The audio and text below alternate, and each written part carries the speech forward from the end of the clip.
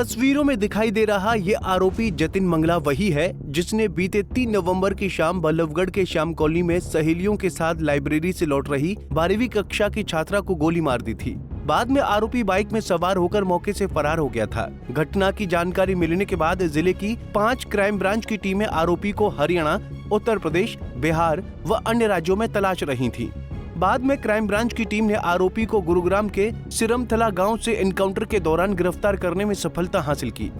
3 नवंबर को शाम के वक्त एक श्याम कॉलोनी बल्लभगढ़ के अंदर एक घटनाक्रम को अंजाम दिया गया। यह एक आरोपी है जिसका नाम जितेंद्र उर्फ जोनी उर्फ जतिन है। ये सरमथला का है, निमोट चौकी गुड़गांव का रहने वाला है। इसने 3 नवंबर को शाम को एक छात्रा को 12वीं कक्षा में जो छात्रा पढ़ती है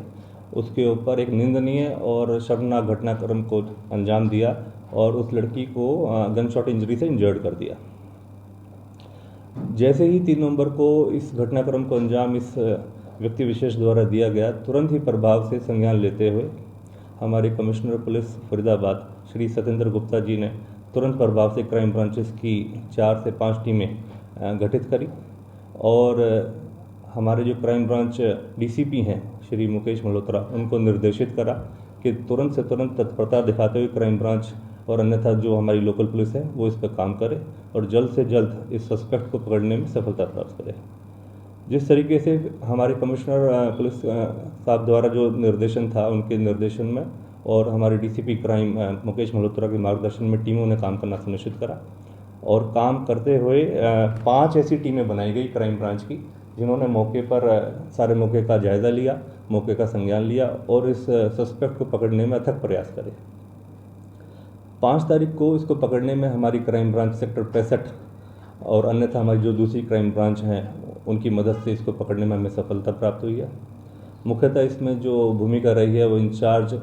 sub inspector Joginder crime branch sector 65 ने तत्परता दिखाते हुए इसमें पकड़ने में, इस मुलजिम को पकड़ने में सफलता प्राप्त करी है। और उसी के साथ जो हमारी अन्यथा जो क्राइम ब्रांच की टीमें थी, जो सेक्टर क्राइम ब्रांच सेक्टर 30, ऊंचा गांव सेक्टर 48 और अन्यथा डीएलएफ, इनके सहयोग से हमने इसको पकड़ने में सफलता प्राप्त करी है। जो प्रारंभिक पूछताछ में जब इसको हमने पकड़ा तो प्रारंभिक पूछताछ में कुछ बातें सामने आई कि काफ़ी समय से ये लड़की को चेज़ कर रहा था, इसके बातचीत करने के और अन्यथा काफ़ी ऐसी एक्टिविटीज़ सामने आई हैं जो कि संदिग्ध थी और लड़की को तंग करने का ये प्रयास निरंतर लगातार काफ़ी समय से करता आया था। पूछताछ में यह भी सामने आया कि इसने लगभग ऐसे 8 सिम लिए थे जो अलग अलग नंबरों से लड़की को तंग करने के लिए या उससे अप्रोच करने के लिए या बातचीत करने के लिए इस्तेमाल करता था। अक्टूबर माह के अंदर इसमें 8 सिम निकाले गए। तो इस चीज़ से ये इनकार नहीं किया जा सकता कि जो भी इसकी मानसिकता थी वो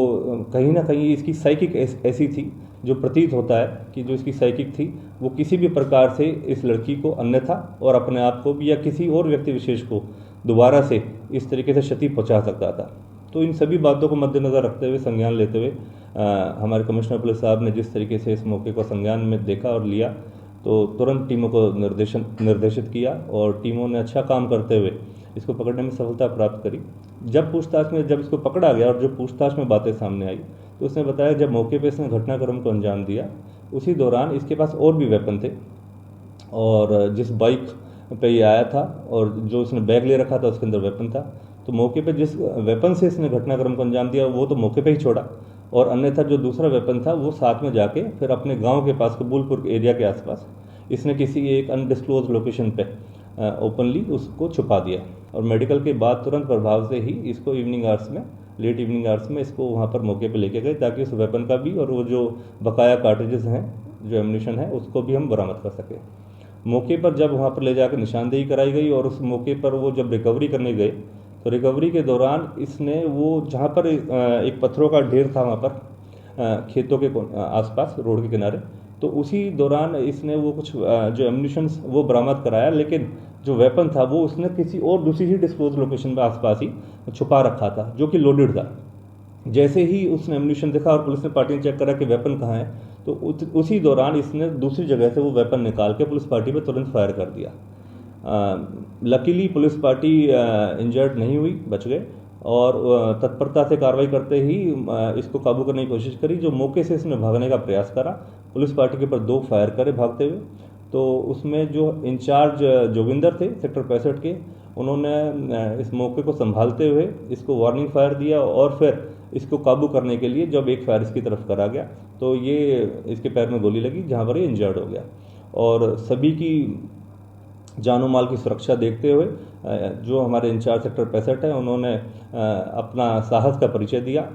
और मौके पे ही इस आरोपी को दोबारा पकड़ने में सफलता प्राप्त करी। एसीपी वरुण दहिया ने बताया कि आरोपी ने छात्रा पर फायरिंग कर हथियार वहीं फेंक दिया था और फरार हो गया था। हथियारों की बरामदगी के लिए जब क्राइम ब्रांच की टीम घटनास्थल पर गई तो आरोपी ने पत्थरों के नीचे से एक पिस्तौल निकालकर फायरिंग कर दी। जवाबी कार्रवाई में जब क्राइम ब्रांच की टीम ने गोली चलाई तो आरोपी के पांव में गोली लगी और उसे दोबारा गिरफ्तार कर लिया गया। फिलहाल आरोपी खतरे से बाहर है और उससे पूछताछ की जा रही है। फरीदाबाद से पूजा शर्मा, पंजाब केसरी टीवी।